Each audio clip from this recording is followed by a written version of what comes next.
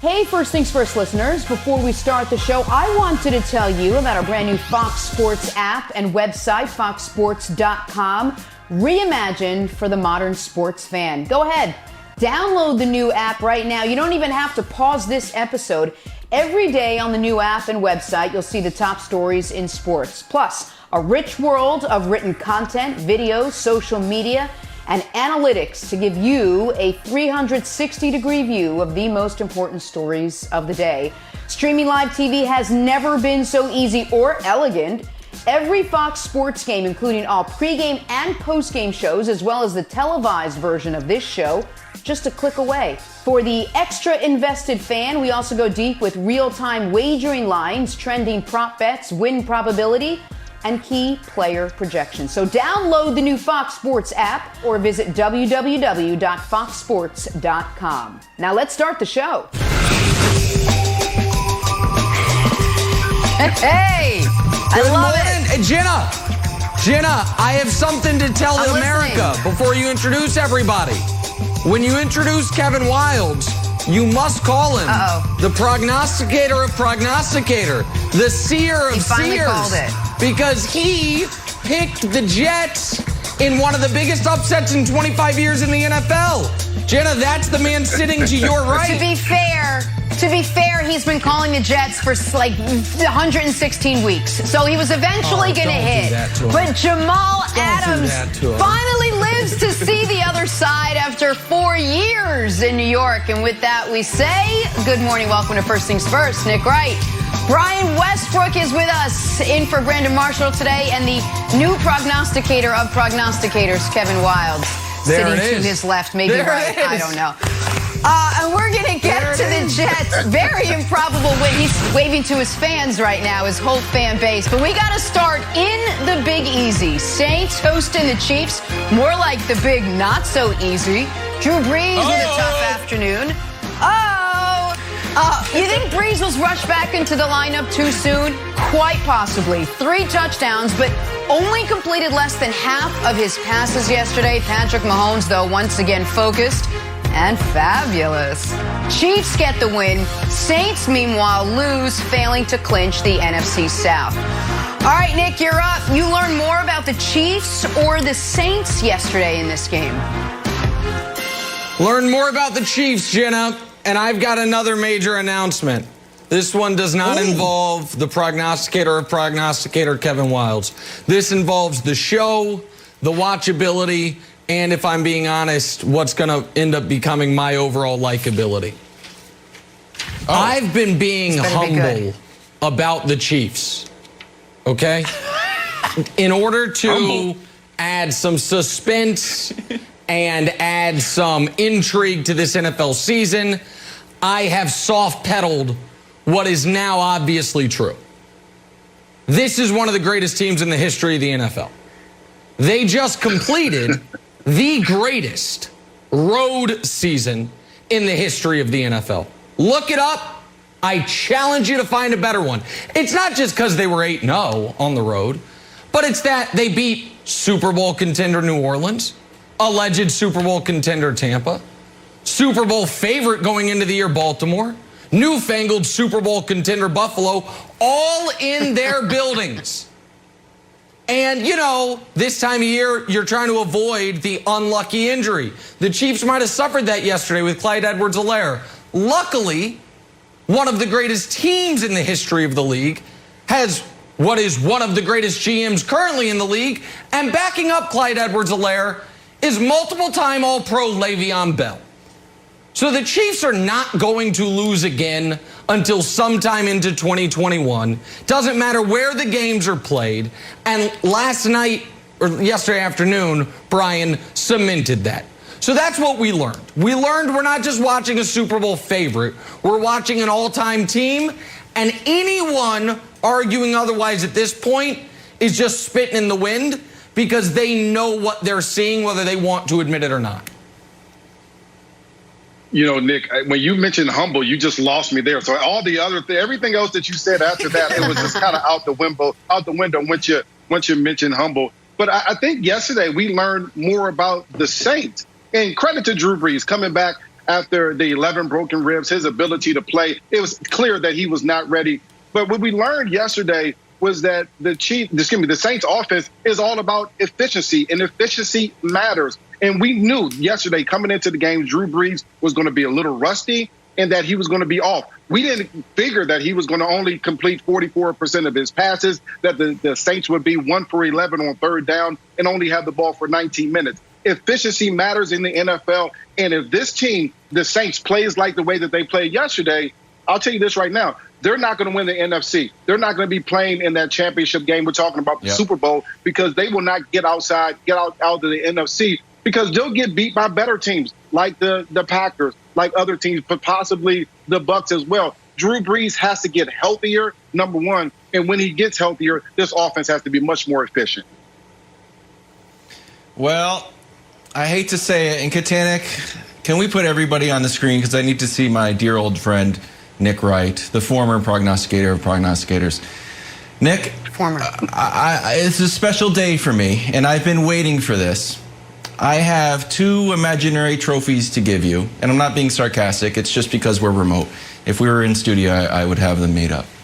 The first imaginary trophy, I'm like Kyle Kuzma crowning LeBron.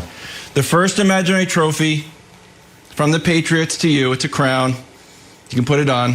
I'll put it on your head over there. Which way? That way. Thank you. Appreciate the so that. good they're boring trophy. See, it's hard. The Chiefs are so good they're boring.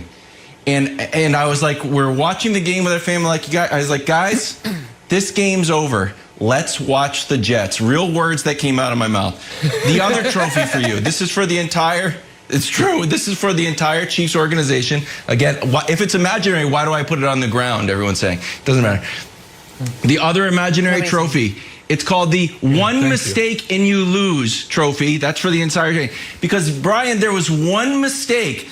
This touchdown that turned into a safety in the first half of the game, I was like, this game's over. That was your one chance. If you got Drew Brees struggling to complete passes with his lowest completion rating in 3 years.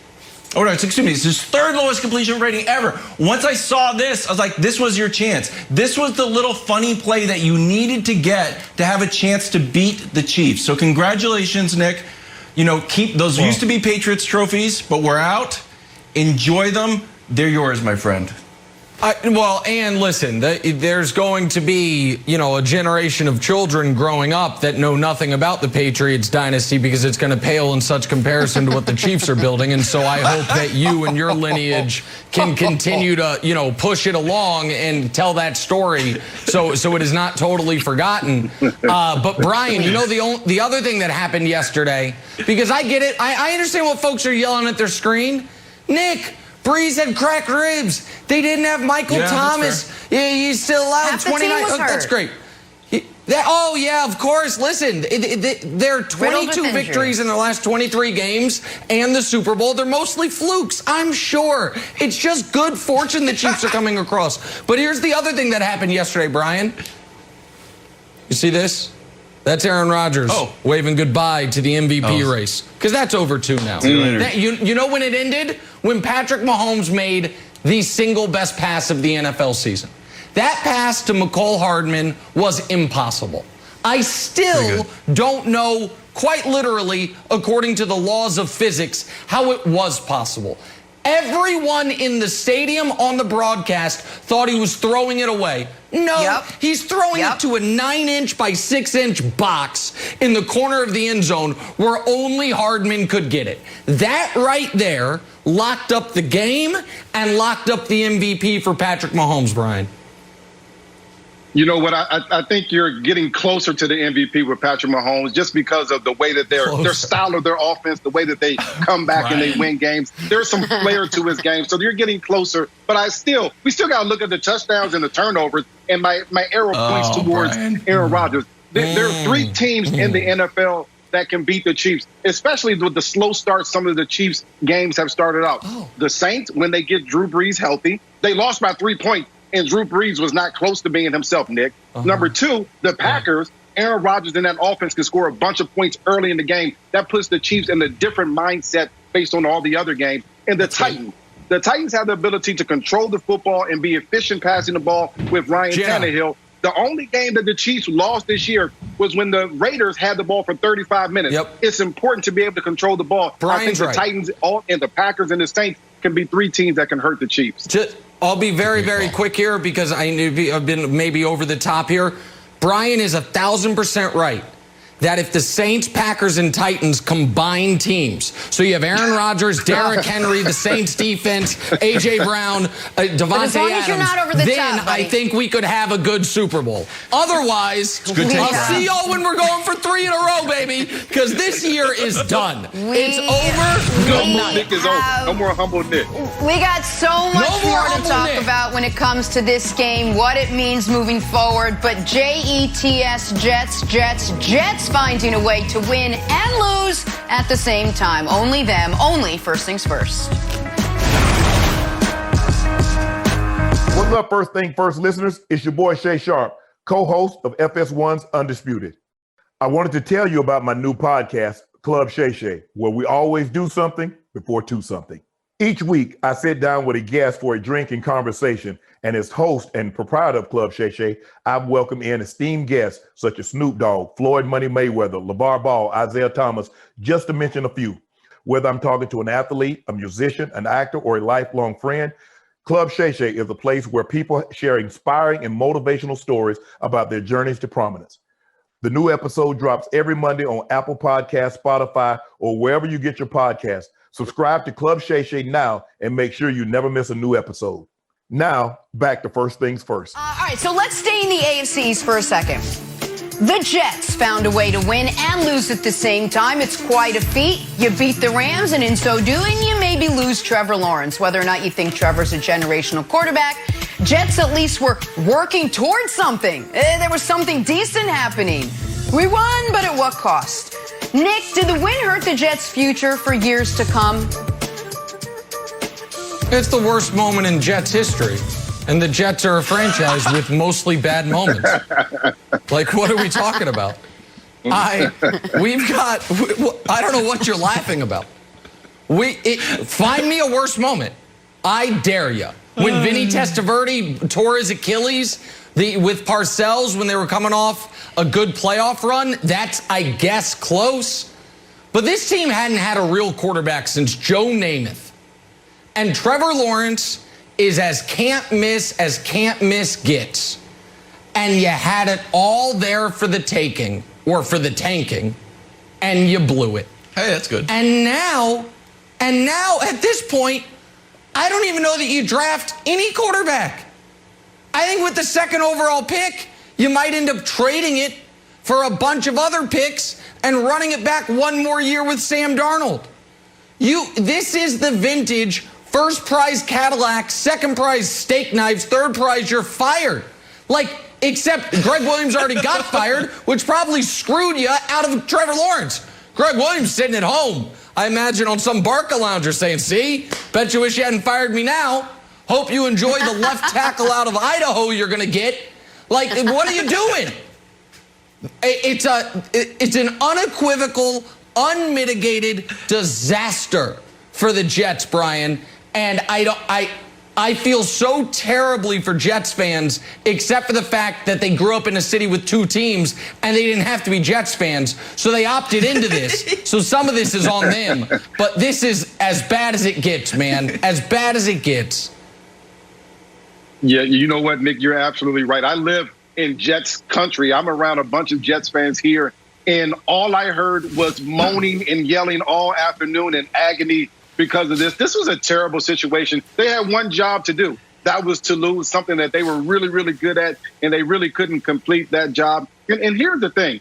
When you think about it from a player's perspective, absolutely. You want to go out there and win every single game. Do you think Sam Darnold wants to give up his starting position in the NFL and be shipped to a different team? Absolutely not. Do you think Frank Gore wants to go out there and be 0-16 in one of his last years playing football? Absolutely not. So as a player, you're always going to go out there and try to win. But as a fan, changing the culture with a brand new quarterback and a brand new coach, it's totally different. Think of the Bills. What happened when they got Josh Allen and Sean McDermott? Different team 4 or 5 years later. Think of the Cardinals a couple years later. Cliff Kingsbury as well as Kyler Murray, a total different franchise.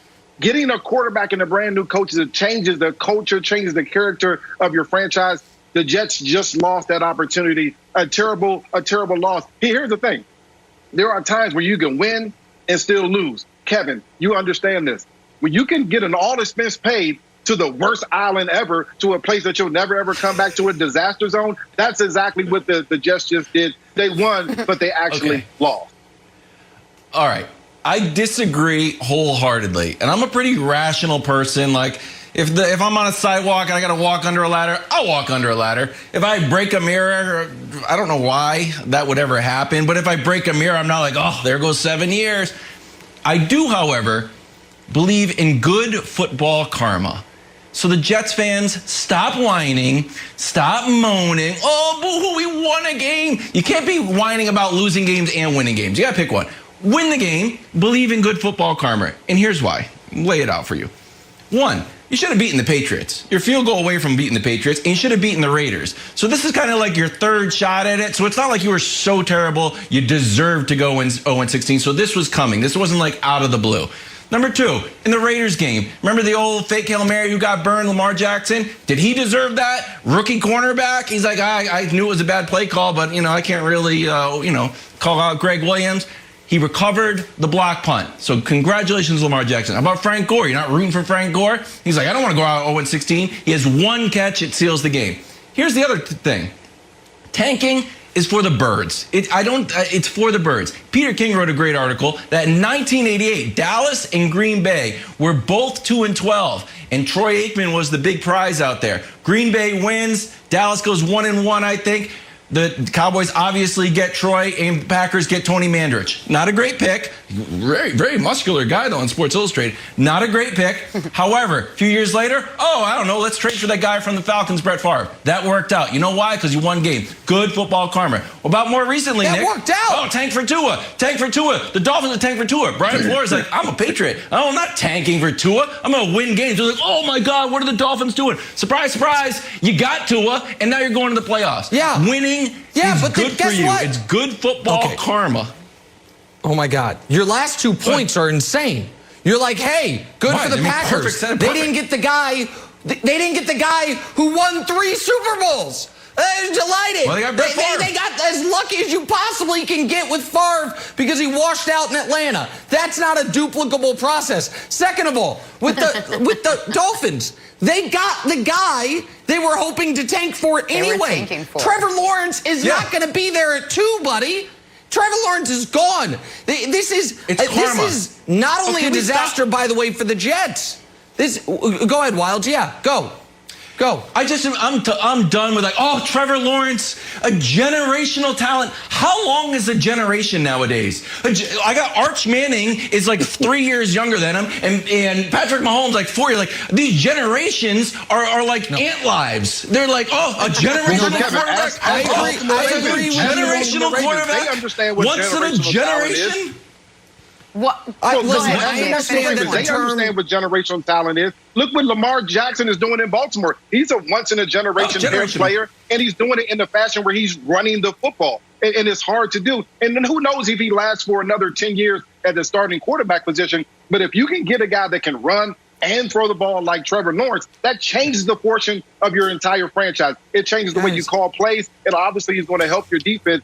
These things are hard to come by, the number 1 draft picks like that. And when you're losing the way that the Jets have been, you got to keep that going so you can get the best player. I agree with you, Wilds. We throw the term generation around too often, but that's beside the point.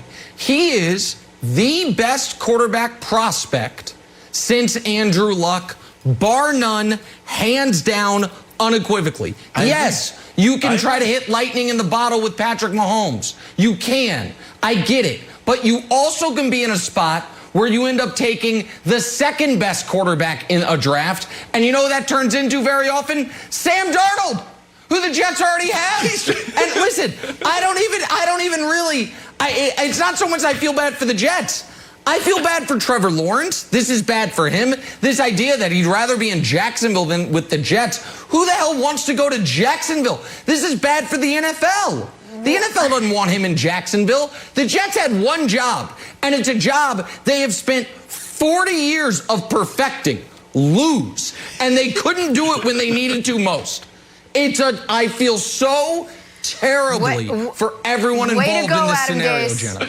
Just winning at every single different corner. And the Rams. Speaking of teams, mired in disarray, the Browns know the feeling very well, but even they found their way out. Here's Baker with his eyes on the perennial prize. Whatever team he's playing for in the game. And so we just have to, stay in there and realize that as long as we don't go chasing waterfalls, we're going to be in the game. Hey, First Things First listeners, it's Charlotte Wilder here to tell you about my new podcast with Mark Titus called the People's Sports Podcast. It comes out every Thursday, and Mark and I take one of the big stories of the week, and then we go off on tangents you never saw coming. This might mean that we start talking about the Dodgers winning the World Series and end up wondering if Knicks fans deserve happiness. Or begin with LeBron's greatness and end up drafting our ultimate beer league softball team made up of old athletes. Whatever it is, the only rule of the show is that it has to be fun and funny, because these days we could all use as many laughs as we can get. So check it out wherever you get your podcasts and come down weird sports rabbit holes with us. We can't wait to have you. Now, back to First Things First. First things first, it's time to recap our Super 6 picks. Nick, you had the Seahawks winning by 4, and they ended up winning by 5. How did this one unfold? Yeah, Washington just doesn't have enough offense, but that Washington defense put everyone on notice once again, holding Russell Wilson to 121 yards passing. By the way, guess what guy picked Washington to cover? Washington covered, yet he bet on Seattle to cover the 6. This idiot. I mean, what am I doing? I go on TV, I say it's going to be 4, I bet Seattle -6, and I lose money on it. Just a terrible job by me. Believe in yourself. A terrible job by me. But great job by... Do you need money? I think a great job by the Washington Do you need to borrow some? No, I lost money. I didn't win the 100... No, I don't need money, but I lost money. Go ahead, Brian. Some. Anyway, listen, if you get your picks in, before kickoff on Sunday, you could have a chance to not have to borrow money from anyone. That's pretty much how it works. For much more information, you can head to the Fox Sports app. All right, let's play a little game called Drawing a Blank. Brian Westbrook is back with us now. We're way back on Saturday. The Packers beat the lowly Panthers. Aaron Rodgers, look, he didn't wow anybody. 143 passing yards, a passing touchdown, and a rushing touchdown. Brian Westbrook, with that performance, Aaron Rodgers' MVP chances are blank. Jenna, they're still alive. He's still alive. Aaron Rodgers is still right there. He's still leading in the touchdowns. He still has less interceptions, and they won a football game. He's still alive. Now he has to get some flair. He has to find a way to be an exciting win, maybe a come-from-behind victory like the Chiefs always do every single Sunday. Okay. That is great. The less interceptions is true but misleading. Patrick Mahomes has a whole one more interception than Aaron Rodgers, but I'll leave that be. Much like rubbing alcohol left in the open air, it is slowly evaporating. It's like, hey, it used to be there, and now there's less and less and less. You can't have 140 yards against the Panthers defense and still be in this conversation, not after what Patrick Mahomes just did to the Saints defense, which had been the best defense in the league for a month and a half. So it's not down to 0, but it's slowly evaporating, Wilds. Any liquid left out in the open air. You could have just, water or orange juice. You could have said anything there. Be rubbing They evaporate at different rates, Wilds. That's why I said slowly. Okay. Everything evaporates at a different rate. Good morning, everybody. Look it up, sir. Let's look. You know what? Yeah. That's coming up next. Evaporation rates of different liquids. Hey, I went with a theory that bronze is better than silver. I think this is a theory. I think I read this before. It's like you'd rather get the bronze medal because the bronze medalist is like, hey, look at me on the medal stand. And the silver medalist is like, I should have won the gold. So the bronze medalist in all this, who's the big winner, is Josh Allen, who he got off the plane and people start chanting MVP. And he's obviously not, but it's such a better situation. It happens in basketball all the time. Like Dame will be at the free throw line and be like, MVP. And like, wow, Dame should be MVP. And everyone's like, well, obviously he shouldn't. But it's nice for him. So here's the audio.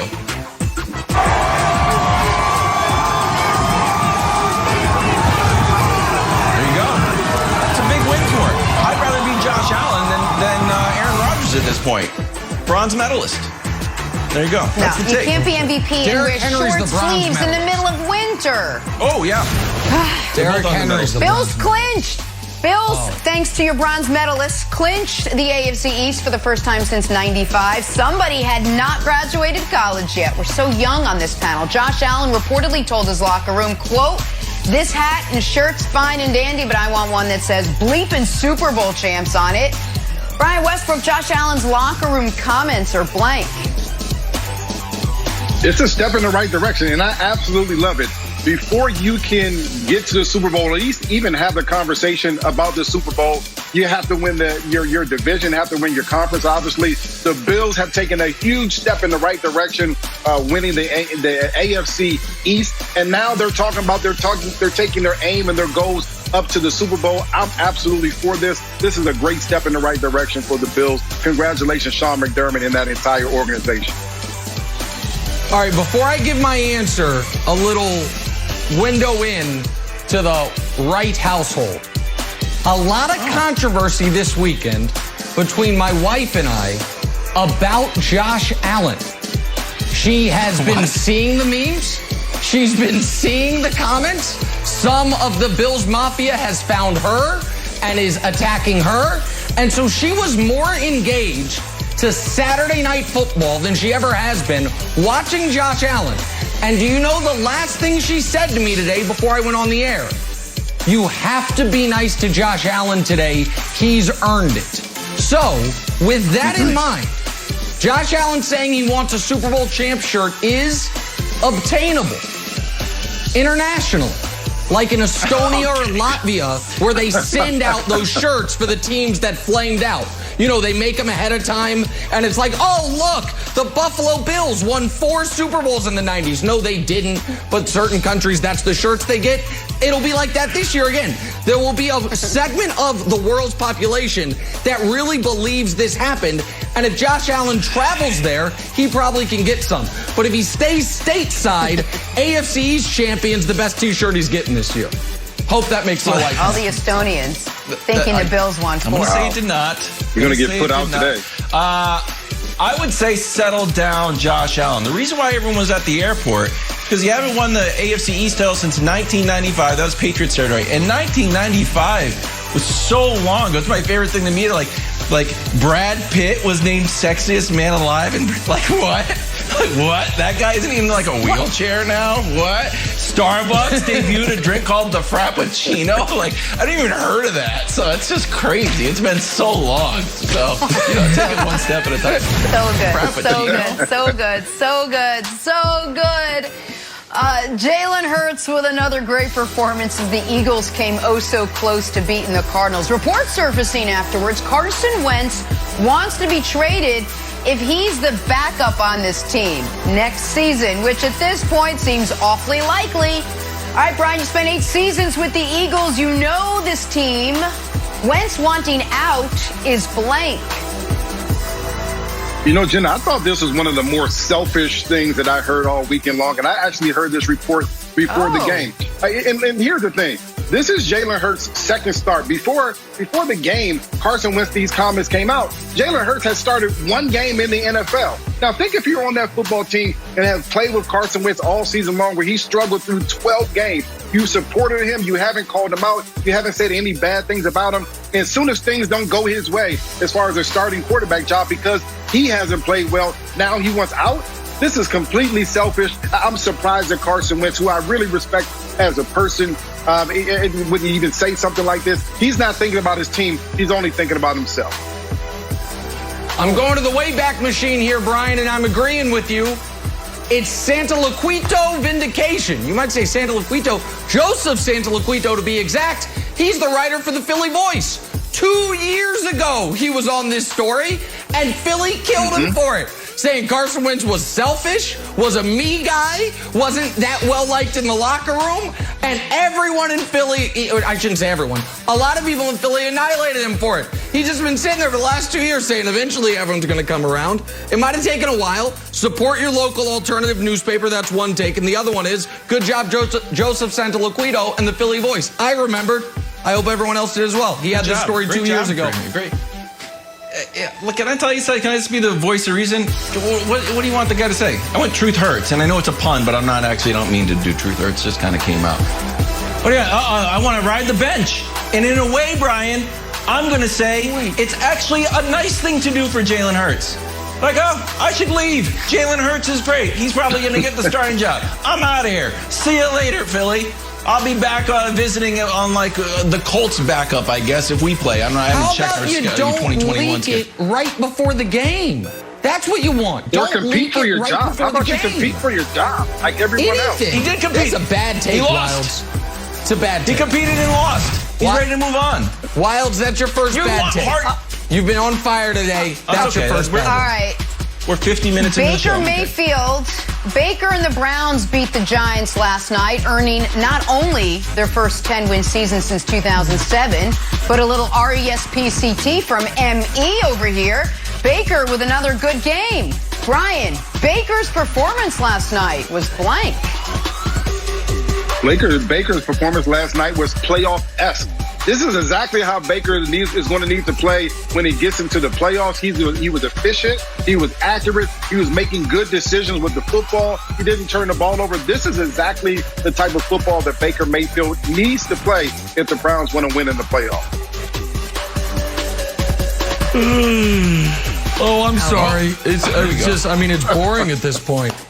It's what do you expect? What do you expect other than Baker Mayfield to go out there and ball, not throw picks, put his team in a position to win? They're 5-1 since Halloween. He's thrown 1 pick since then. In the last month, he's averaging 300 yards per game. And so this is, at this point, it's par for the course. And it's as predictable as Jenna somehow misspelling respect was, which, check your DVRs, she did in fact do. No, I didn't. There's 2 E's in that word. You did. You did. In your defense, Jenna, that is not a word that is famously spelled out letter by letter in an iconic piece of pop culture. So there's nothing you could have gone to for it. But so, it's just expected. Just par for the course. Go ahead, Wild. Okay. All right. Big win for Baker. I can't believe that. I want to change. We have to change the MVP voting because Baker needs to be in the conversation at this point. He won't because like I said, it's Mahomes. That's a bridge too far for me, Wild. And then everybody else. No. But here's the other big win. With the Rams losing to the Jets, Baker has no pressure of laying an egg because the Jets were going to win a game and it's Browns got the Jets next week. The Jets were going to win a game and it's not going to be Baker. That would have been a mark on his resume that he'd never be able to shake, although I don't think Aaron Donald will never talk about it again, and it's fine for Sean McVay. But if it happened to Baker, it would have been a disaster, Jenna. And you would have been a perpetrator, Jenna. I'm sorry. Got to admit it. That's a good take, Wilds. I don't know about that. All right, moving on to the Saints and Chiefs now. Was it just me, or did Drew Brees look a little off last night? 6-time Pro Bowler Gerald McCoy joins us to break it all down. That's next. Brian, thank you. MVP, Wild, you're insane. NEXT. On Christmas Day, it's an NFL special as the Vikings take on the Saints. Coverage begins at 3:30 Eastern on Fox, also available on NFL Network and streaming on Prime Video. Speaking of the Saints, they played the Chiefs last night. Drew Brees back under center, perhaps a week or two too soon. Had a tough afternoon, completing less than half of his passes. Saints go on to lose and thus fail to clinch the NFC South. With that, we are now joined by 6-time Pro Bowler Gerald McCoy, who spent a lot of time facing Drew Brees in the NFC South. You faced him 17 times. You sacked him, I believe, 3 times in your career. You do know him very, very well. Good morning. So let's start with Drew Brees. What did you make of his performance in the game last night? Drew. Well, first off, good morning, everybody. Good morning, now Gerald. we got to get to Drew. I've had the opportunity to actually work out with Drew in the offseason. Every offseason, I actually train with Drew Brees. And he's actually become a family friend of mine. So I know Drew, and I know his competitive nature. He wants to win everything. And he doesn't like losing. So sitting out, not playing, I know was getting to him. But I think in this instance, he came back a little too early. He just didn't look comfortable. I don't know if he was in pain or what was going on, but he just couldn't get a rhythm. They showed something that said he's never started 0-5. Not only did he start 0-5, he threw an interception. That's not Drew Brees. And in my experience of playing him, Drew is a flammable quarterback. That offense is flammable. You have talents like Alvin Kamara. I know Michael Thomas was out yesterday. But when that offense gets going, they're hard to stop. And yesterday, they just didn't look like that scary offense that's been putting up all these yards. That Drew just came back a little too early. I think he should have took another week, maybe 2. You know, they were doing fine. I believe they have enough to win the division. I don't think he should have came back this fast. So I'm not overly concerned about the Saints because I do not think this is what their offense is going to look like at all come playoff time. Obviously, Brees wasn't right. And obviously, come the playoffs, they'll have Michael Thomas back as, again, a lingering storyline of the season. I'd be remiss if I didn't mention Michael Thomas on IR now for the rest of the year. Why? Because of an injury he suffered in week 1 when Sean Payton left him on the field up $1 million to try to rub it in against the Bucs. That still, to this day, is one of the single biggest coaching decisions of the year, and it's been underrated almost everywhere outside of these quarters. But here's why I think the Saints were smart to bring Brees back. They were losing this game anyway, and Brees was going to look rusty in his first game back no matter what. And next week, they do need to win. They do need to go ahead and beat Minnesota, and they need to beat Carolina in Week 17, A, to have any chance of the bye. That is probably gone. But B, to at least hold on to the 2 seed and position themselves as well as possible for a playoff run. To get the 7 seed in round 1 of the postseason, probably Arizona, an Arizona team with no playoff experience, and to try to get to the Super Bowl, which is the whole point of why Drew Brees keeps coming back year after year. So I think they were drawing incredibly slim against the Chiefs no matter what, and I would expect Drew to look far better next week because I thought he looked far better in the second half than he did the first half. Yeah. I thought you saw him knock some of the rust off after the opening 4 or 5 drives of the game. Yeah, so he completed the longest pass that he had in 3 years, that 51-yard bomb. So it's like, oh, I guess you are good. So, Gerald, do you think there's benefit to Drew not only physically shaking the rust off, but sort of seeing what the Chiefs, how they play him, like actually being on the field in case we see this matchup in the Super Bowl? Well, definitely. Drew is a first ballot Hall of Famer, obviously. And with any experience, he's going to be able to gauge what he can do better. To kind of answer a little bit of what I just heard. If the Saints were going to lose anyway, why not just stick with Taysom Hill? Because Drew Brees, he's talented enough and has enough vet savvy to not have to have 3 to 4 games of rust knockoff. You know, he could have waited and played next week. He could have waited and played the week after. And I certainly agree with the fact that they were going to lose anyway. If they jump on that ball in the end zone, we having a totally different conversation. Right. And this is talking about the offense. The defense gave Patrick Mahomes fits, but they did one of the things that I said they needed to do, they didn't do. They did not stop the run. They didn't blitz him, and they gave him trouble all game. He got hit more than he's been hit. He got sacked more than he's been sacked. He's been pressured more than he's been pressured with a 4-man rush. So they had him all over the place. The defense was doing their part. They gave the offense chances. Yeah. The offense didn't capitalize on it. So when they didn't stop the run and having untimely penalties with Cam getting thrown out the game, that kind of just threw them off. But if they jump on that ball in the end zone, we're having a totally different conversation. Wilds, I know I don't know, but I'm guessing you want to ask Gerald about Cam Jordan being thrown out of the game. So I'll be very quick here. I think Gerald makes a really good point. The Saints defense absolutely gave the Chiefs fits, played as well as you could against the Chiefs, which is why they only scored 32 points. I mean, imagine if the Chiefs offense had been actually clicking. I mean, 40, 50, I don't know. But at this point, you hold the Chiefs to 32, you feel really good about it. Listen, I'm serious. I thought they had a really good game plan. They hit Mahomes. They dropped. I'm not being they are. Yeah, you held them to 32. Even so they scored that many points, the Saints offense is good enough to score with them. They gave. I mean, you can try and slow down the Chiefs, but you can't give them that many chances.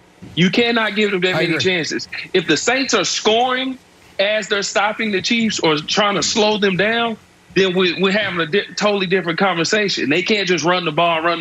If the Chiefs are not running the ball like they did yesterday, things are not opening up like they did. Once they start running the ball, things start to change. Patrick Mahomes made some magical plays yesterday. He made some incredible plays, but that's why he's getting $2 billion. I mean, what can you say, Patrick Mahomes? Got a raise. Gerald, what was your take on Cam Jordan's ejection? He handled it like super professionally. It's just like, oh, okay, that's what it is. And after the game, he's like, he didn't put blame on anyone but himself. Do you think this was an egregious sort of act and called for ejection, or just kind of like football being played? Yeah, I think it's just football. You know the difference in guys just being punched, like the kid who, when Saints played Chicago, I believe it was. Yep. That's openly right. Just going and punching somebody.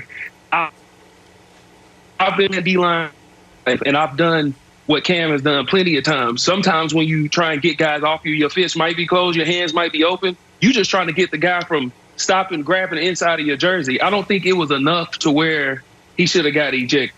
I personally, I don't. This is the NFL.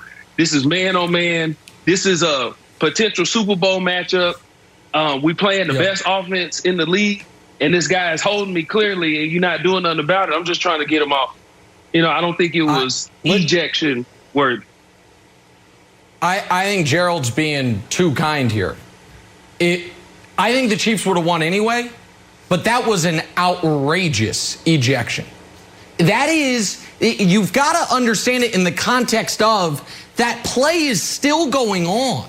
That what Cam Jordan did, if it's while there's a loose ball on the ground and there's a pile being peeled off and the play is clearly dead, then you get kicked out for it. But Andrew Wiley is still blocking him. And I understand Mahomes has thrown the ball already. You can't kick a player out for this. And I do believe the Chiefs would have won anyway. But if I'm a Saints fan, I say it's 15 yards. Our best defensive player gets kicked out. And on the very next play, they run an option right to Cam Jordan's side and score a touchdown. I mean, it is right to him. I'm obviously the resident Chiefs fan. I thought that was a way overzealous ejection, especially for a player of Cam Jordan's reputation, which is not of a dirty player or a cheap shot artist. Like, I was shocked when they announced the ejection. If I were a Saints fan, Jenna, I'd have been very, very upset about that. All right, well, it obviously, I don't know if you'd say it cost them the game. They couldn't pull it out afterwards, and the Chiefs once again made Nick a very happy man this morning. Next up, another veteran quarterback. We're talking about Tom Brady needing yet another epic comeback to beat the Falcons. But how much credit does Brady deserve? Gerald's sticking around to give us his answer next. First things first.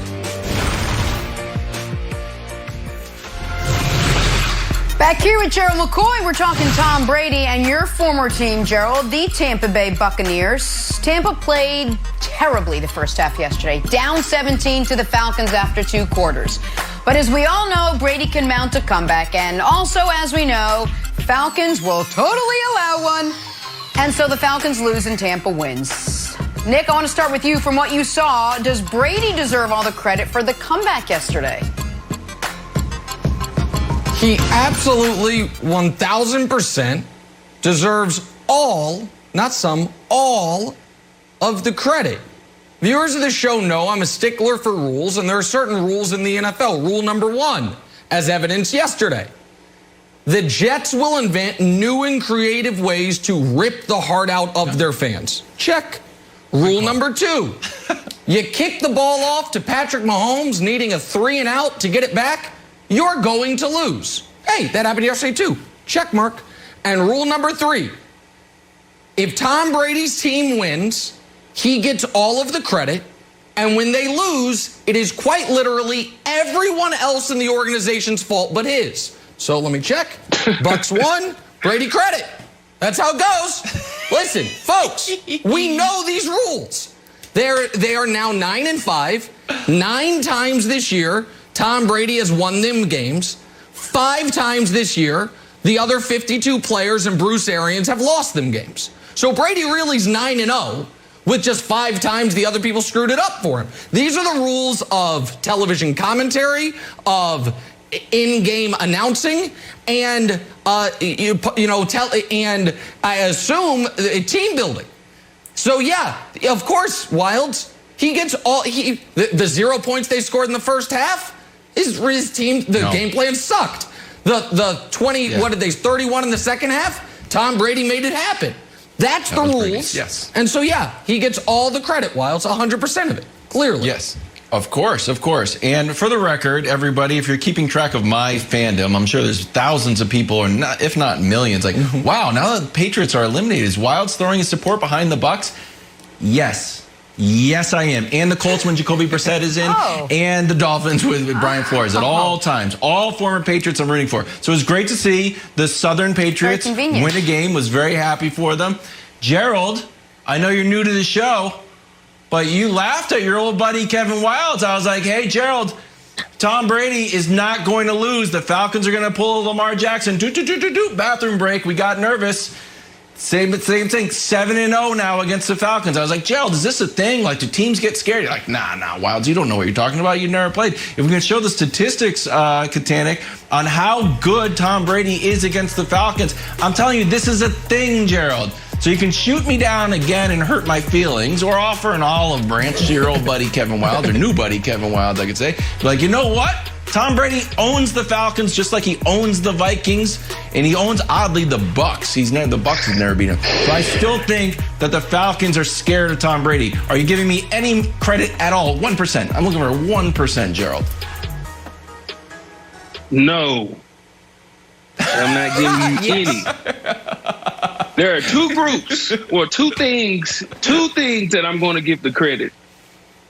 And one of them is not Tom Brady. Tom Brady did what Tom Brady was supposed to do, playing the Falcons. 2 groups. 2 things. One is the Bucs defense for waking up. And second thing I blame is Bambi. Hope it's me. And I'm sure y'all wonder, what does Bambi have to do with NFL football game? The Bambi are the types of legs that Matt Ryan had in the second half. He had Bambi legs in the second half. He got back to those noodle legs where he gets nervous, he gets scared and starts shaking, and that's Matt Ryan. And I don't understand what was – actually, I do understand. They shouldn't have been down, and like Nick said on Friday, this is fool's gold. Listen, Bucs, I love you. You know I love you. But if I'm going to say we because I'm still a Bucs fan. If we play like this in the playoffs, it's going to get ugly. You cannot go down 17-0 in the playoffs. It's not going to work. We got to do better than that. But Nick, can I ask you something? Should we be concerned and worried about them, like Gerald says, for what we saw in the first half, or should we be encouraged that a couple of tweaks in the locker room for halftime and suddenly they look like a completely different team? Like, what do you take away from that with this team? I take away that this season for the Bucs, not to be self-congratulatory, but let me congratulate myself, is going to go exactly to a T how I said it was going to go after they lost to the Chiefs. Get the bye week, regroup, win 4 straight to end the year, be the darling hot team that could cause some damage, only to get beat in the first round of the playoffs. Whether they play Seattle, whether they play the Rams, or even if they play the Washington football team, this Bucs team is not going to be able to do what they did against Atlanta. They are 9-5. They are 2 amazing, and to their credit, amazing second-half comebacks away from being 7-7. Who did those second-half comebacks come against? The Chargers, who are awful, and the Falcons, who are a touch better than awful. And so I get it. Everyone's going to say, oh, this team's dangerous. This team is who they've always been. If you can't get a pass rush, their offense is going to click into gear. I'm shocked they scored 0 in the first half. I thought they would run away from the Falcons in this game. And when they play them in Week 17, they probably will run away from them. And Wilds, when they play the Lions next week, they'll crush the Lions. But that doesn't mean they can beat good teams. But Wilds, I've got to say something to you, buddy. And today's supposed to be your day. You picked the Jets to beat the Rams. And I haven't wanted to be mean to you because you got that right and your Patriots finally died. But you made a big show of, I am not the type of Patriot fan that is now all of a sudden a Bucs fan. I'm not rooting for them. I have no allegiance to them. This all happened. And now, the moment your team is out, you're like, hey, guess what? Guess who I'm a fan of? The Bucs. The hell happened, buddy? What happened? No. And the Dolphins, because the Patriots are like Saturday Night Live. You can come up in the Patriots organization and then you can leave and you still root for them. I think Lorne Michaels is still like, wow, good for Kristen Wiig. Oh, hey, good for Eddie Murphy. Good for who else left? It got Adam Sandler. Chris Good Rock. for you. I'm not going to sit there and be like, I don't like Adam Sandler movies if I'm Lorne Michaels. I'll just be happy for everybody. And also, because Gerald just joined the show, I'm like, and Gerald says he's still on the Bucs, then I'm going to root for the Bucs too. I thought I'm going to root for Tom Brady. And I think the world's a nicer place. Can I jump in, Gerald? I think you're as worried about the Bucs as I am. No. Go ahead, Gerald. I grew up a Bucs fan. That hand. I got drafted to the Bucs. I put in pain for the Bucs for 9 years. I can do that. You cannot do that. And you disrespected the Bucs because you called them the Patriots of the South, or what'd you call them? Whatever you call them. Disrespect the Bucs. Don't do that. That's a compliment. That's the nicest thing anyone's ever said about the Bucs. I'm tired of people calling Tampa Bay. No. The Brookses and the Sapps and the Lynches, they built that house. Stop calling it Tampa Bay. I'm tired of that. Okay. Sorry. And the McCoys. Let's not forget. The McCoys built it as well. Gerald and LaShawn, his cousin, who's currently on the roster. Let me ask you a quick question, Gerald. As someone who grew up a Bucs fan, who's one of the greatest players in franchise history, do you think my concerns are valid? That this is a team whose offense is going to look great against non-playoff level competition, but if you play a team with a pass rush, they're going to give them massive trouble? Yeah, I believe you saying I haven't heard you tell a lie yet. You're telling the truth. That's what I'm saying. Yesterday, I don't want the fans to be fooled by what they seen yesterday. And I love those guys, but that is not going to win in the playoffs. It's not going to win. They did the same things that they've been doing, starting slow, and the things that they got away with yesterday is not going to work against a playoff team. It's not going to work. So they got to figure this thing out. They better figure it out, or, like you said, they're going to win out and then lose in the first round. I don't want that to happen. I'm truly a Bucs fan, but if they play with this formula, that's what's going to happen. I want 2 Bucs fans right here. That's what I'm rooting for to happen. Dressing for the occasion of hanging out with us. We love your insight. Thank you so much for hanging out with us today. We got to change gears now. Kyler Murray squeaking out the win against Jalen Hurts. But which young quarterback was more impressive? Mike Vick joins the conversation next. First things first.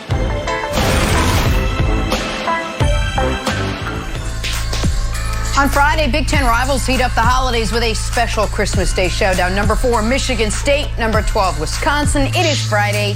It is Christmas Day. It is noon Eastern on Fox and the Fox Sports app. All right, we're back talking NFL now. Cardinals and Eagles. I liked watching Jalen Hurts go toe-to-toe with Kyler Murray in this one. Murray came away with the win thanks to 435 total yards and 4 touchdowns. But check this out. Hurts joining our guy Mike Vick as the only players in Eagles history with 300 pass yards, 3 passing touchdowns, 50 rushing yards, a rushing touchdown, and a partridge somewhere in the game. And guess who's joining us now? Mike Vick. All right, Mike, I'll start with you. Who was more impressive yesterday, Hurts or Murray? Jalen Hurts or Kyler Murray?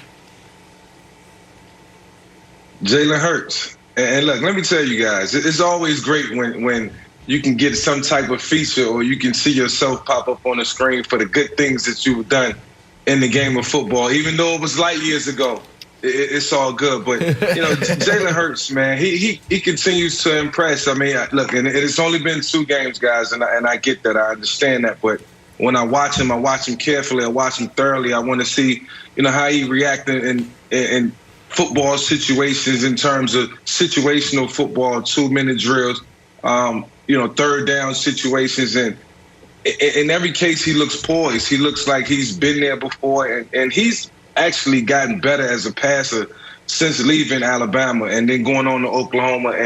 And now, he can step into a system like Doug Peterson's system and be a dual threat, move the chains, passing football, running the football. So yesterday, I thought it was more impressive because we know we're going to get more out of Kyler Murray. We know what he's going to bring to the table. He's proven. Jalen has to prove himself week in and week out. So I was very impressed with his performance yesterday, and I thought he played winning football.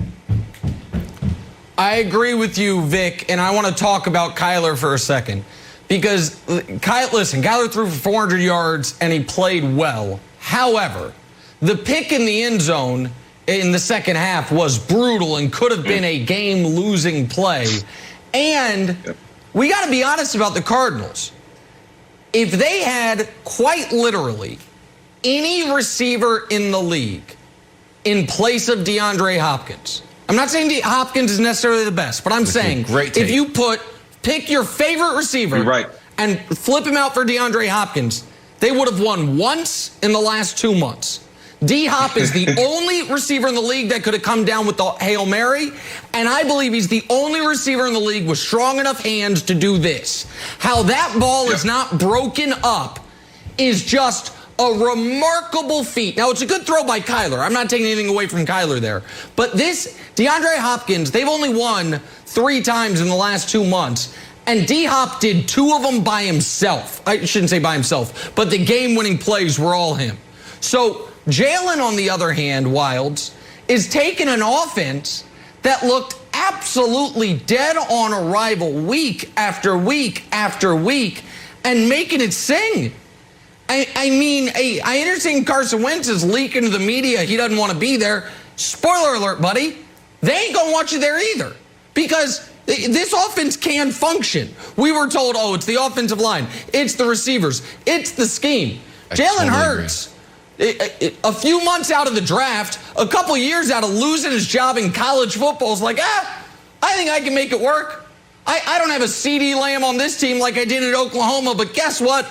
I'll make it work anyway. So I'm not trying to take anything away from Kyler. I thought he played well, absent the mistake. But the story is Jalen Hurts asserting himself in that position, Eagles starting quarterback moving into next year, and how different and dangerous this team all of a sudden looks down the stretch. Yeah, you know who else looks good in this, Mike? Doug Peterson. Look at old Doug Peterson. I'm back with a backup quarterback. Who's talking about firing Doug Peterson? I'm making it work here. Feels to me like he saved his job, and I'm surprised he didn't make the switch earlier. Meanwhile, Mike, and give me your take on this because I had what Nick Wright called, quote, the worst take of the day for this take I'm about to give you. Yeah. What do we want Carson Wentz to do? Do we want Carson Wentz to be a good soldier and be like, you know what? I want to ride the pine. I want to hold the Microsoft Surface. I got $100 million. You know what I would like to do? I would like to erase the, the dry erase board while watching Jalen. I think it's okay to be like, look, if I'm not going to be the starter and this guy's crushing, I'd like to leave. All quarterbacks have to have some amount of ego and confidence. And the fact that we're like, wow, they play so confident. He's got, play so confident. And then we penalize that same confidence when they lose their job. I think it's okay that Carson Wentz wants to leave. That is, according to Nick Wright, the worst take of the day. Mike, what is your take on my take? Listen, I think both of you guys have a point. Well, to your point, It's okay to want to leave. It's okay to want to move on, and the competitor in you, that comes out, and that's natural, and it should be that way. And any team watching it hears that, should be ecstatic that Carson is away. In terms of what Nick said in his take, Philadelphia Eagles fans are brutal. They don't care. When they wake up and they read that quote in the paper, they're going to be like, all right, cool, whatever, go your own way. It's just the way they're bred out there, and it's the way that they look at the game. So I think both of you guys are right. And for Carson, it's okay. It's okay to move on. Here's the thing, Vic. We're not both right. Wildes is wrong. And here's why Wildes is wrong. It's about timing. This is a totally fine and reasonable thing to say, not leaked through anonymous sources, but on the record, and I will defend you, if you do it in 2 weeks. You just got to wait till the season's over.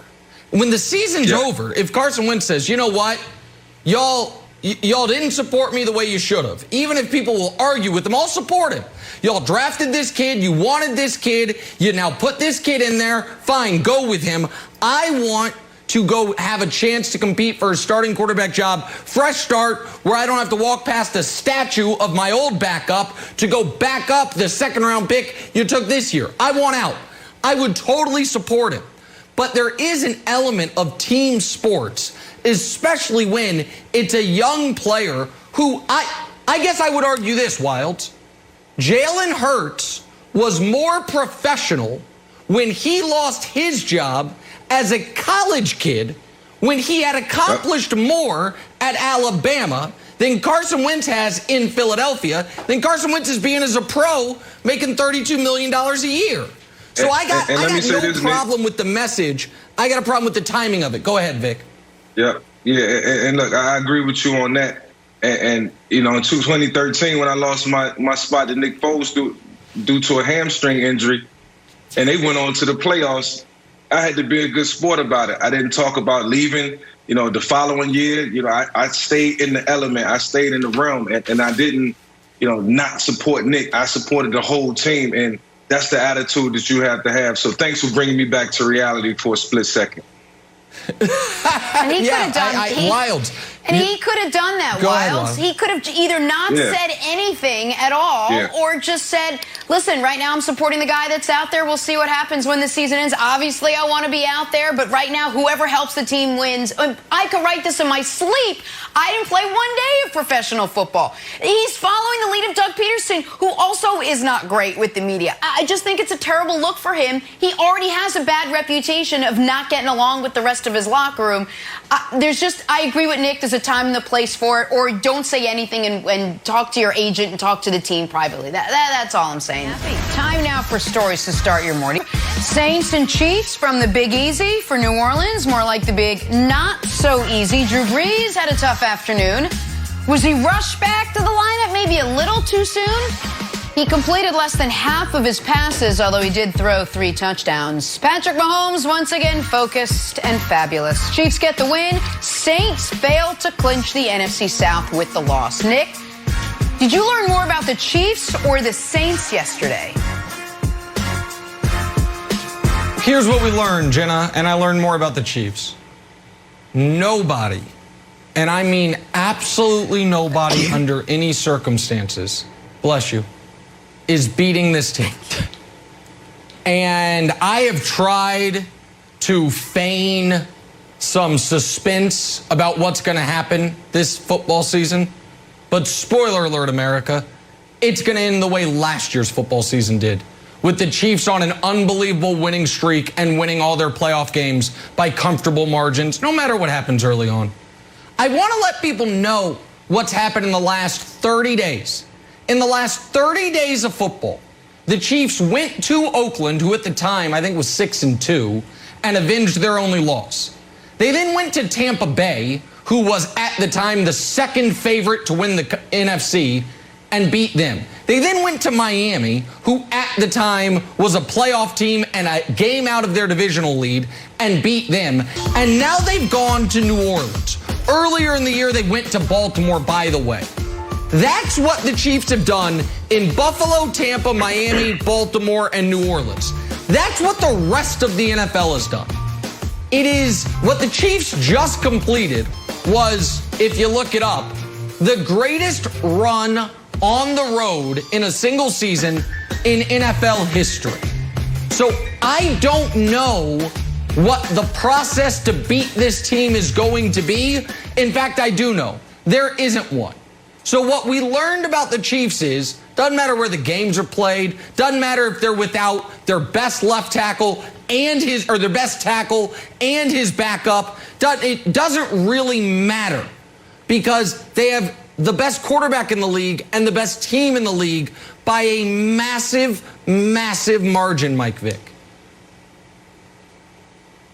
Yeah, I'm with you, Nick. And you know, what I learned from yesterday is that it's a Super Bowl preview between the Chiefs and the Saints. And this is what we could potentially see. And hopefully both teams will be healthy and have all their people on the field. The Saints having Michael Thomas back will be a great addition for Drew.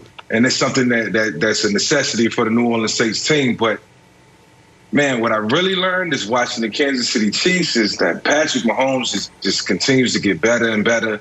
And he's so hard to stop. And he's even more dangerous outside of the pocket than he is in the pocket. I mean, just as dangerous in the pocket. I mean, I take nothing away from him for that. But when he gets outside of the pocket, everything stays in sync, eyes downfield, accuracy, decision-making is all at a premium. And it's nothing this man can't do. He moves so smooth and so gracefully out there. And it's just going to be hard to beat this man. I'm talking not just for this year, but for years to come. This guy could end up being the greatest of all time, and it's evident right now. He got one of the greatest coaches backing him, and that goes without saying. So, I mean, I just learned that they could beat anybody in this league on any Sunday, any Monday, any Thursday, and it's super evident. Yeah, they're not losing. And Nick, per your recommendation, I started watching Queen's Gambit on Netflix. So then you watch a little Queen's Gambit and you're like, well, I'm going to start playing chess. I got to download the chess app, so I start playing chess. Not checkers. Oh, playing chess. So here's the funny thing that happens in these games is once you start playing a while, something will happen or you'll make a mistake. You're like, I lost. It doesn't matter where in the game. You don't have to wait to the end. Just like resign. I lost. And that's what happened to this game. This is in the first half. And when this was turned into from a touchdown into a safety, I was like, you know what? They lost. That's a wrap on the Saints. And we still had a half of football left. But I don't think any Chiefs fan thought that they were going to lose this game after this. And I don't think any Saints fan was like, oh, don't worry. We could afford to give up these 5 points. We'll be fine. It's only Patrick Mahomes. So, Nick, it rings extra loud for your old friend Kevin Wildes because this is the way the Patriots used to be. On a day that we wave goodbye to the playoffs, it's exactly how I used to feel about the Patriots. You make one little mistake, and it's dynasty time. And unfortunately, I would like to hand that crown over to you. So congratulations. You now wear the crown of make one mistake. And you have no chance against the Chiefs. Well, I'm going to listen. I think that if you're going to have a chance to beat them, you have to almost rip up what is common sense football. And by that I mean, at the end of this, so the Chiefs were up 10. And they go in prevent defense, and the Saints drive down and score. And the Saints, to their credit, did it before the 2-minute warning. So they do it before the 2-minute warning. They still have timeouts. And it's like, hey, get a 3 and out, and it's going to be Saints ball down 3 with Drew Brees feeling good again. Against any team in NFL history, you kick it away like they did, kick it through the back of the end zone so you retain the 2-minute warning. And I know onside kicks are impossible right now.